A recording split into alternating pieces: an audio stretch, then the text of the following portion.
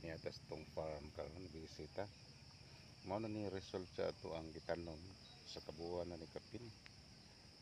Tag-as na murag hapit na ni mamuwak.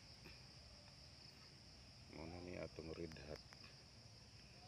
O niya ato ang mais pod nga atong intercrop, makita ninyo nga tag-as na sad.